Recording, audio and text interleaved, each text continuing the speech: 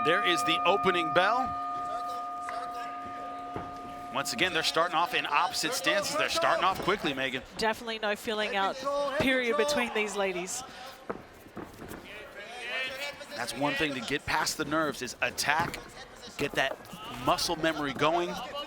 Don't have time to think about it, but it looks like Claire Guthrie trying to take the back, being very aggressive early, Megan. Guardado doing a very good job, though, of countering that, making sure that she finishes the takedown, completes it, and ending up in a very dominant position. She had to be nervous there, almost got her back taken. But now the close guard from Claire Guthrie, Taylor Guardado on top. Has to stay very, very careful here. Claire Guthrie walking her legs up underneath the armpits. The rule of thumb in jiu-jitsu, high guard, you're going for submissions, low guard, you're going for sweeps, generally speaking. She's walking up, definitely looking for submissions. And she's definitely cutting that ankle, and it looks like she could be going for either an armbar or a triangle and trying to set up that. But man, Guardado doing a very good job, staying controlled, staying squared with her hips, and doing some damage and nullifying that offensive jiu-jitsu game. Now you talked about the triangle, look at the wrist control on the left side. That's how you set up the triangle. She's trying to step over for it, she's got it. Not quite closed up there, the left arm still in the middle. And Guardado doing a really good job of keeping that other arm in. You know, traditionally with the triangle, you need one arm in, one arm out. She's doing a very good job of stopping that from happening. They're trying to force that left arm in. That's her triangle counter. If you're Claire Guthrie, you want to cut the angle, not able to do it. Short elbows over the top. Guardado landing big shots to the ribs, trying to stay busy. Neither one of these ladies is stalling in this position. Guthrie walking up for submissions. Guardado trying to unload on top. Don't have a lot of time to make your first impression here.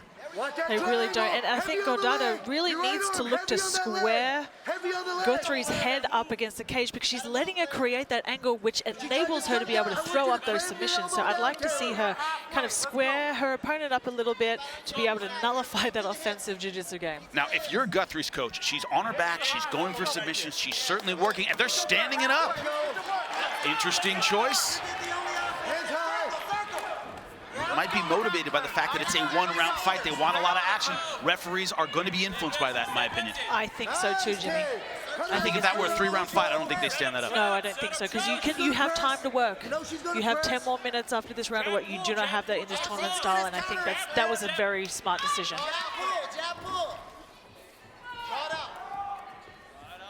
The question in my mind right now, Guthrie and Guardado were both on the ground. They were both doing what they could, but Guthrie on her back. Does she need to make up time? She's fighting like she needs to make up time. Nice overhand right. Oh, beautiful takedown by Guardado.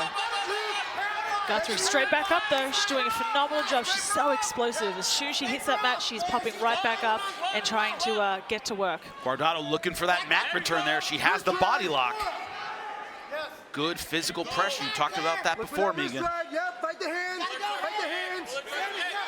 She's doing a very good job of keeping her hips below Guthrie's hips to stop that hip toss, to stop those judo-type throws. And she's doing a really good job of squaring her back on the cage, so it doesn't really give Guthrie a lot of options to be able to circle and create space. Right now, Guardado looks like the much bigger fighter, the much stronger fighter. She's playing in bully in there so far. She really does, and I think one thing to take into consideration too is Claire Guthrie does naturally fight at 125 pounds, and she's coming up in weight for the tournament. And when I spoke to her, she just felt she couldn't pass up an opportunity like this. So she definitely is giving up some size in this competition.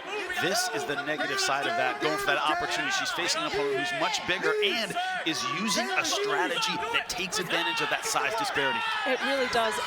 But she's, Guthrie's doing a very good job. Look, she's just done a beautiful reversal. She's looking for her own takedown. We'll see if she can complete it.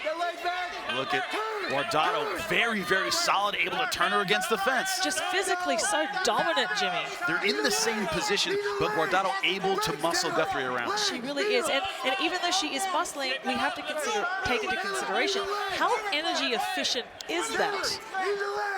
She's spinning a lot of gas, a lot of upper body. It almost looked like a Greco-Roman fight so far. She really is. Oh, Guthrie employing that tie clinch there. Beautiful reversal. And as we saw in the last fight, she's finishing strong. Will that be enough to sway the judges? That's very, very important. Well, fine fans, after one round, we go to the scorecards. All three judges score this one 10-9. Your winner by unanimous decision. And moving on to the semifinals, Taylor Guardado.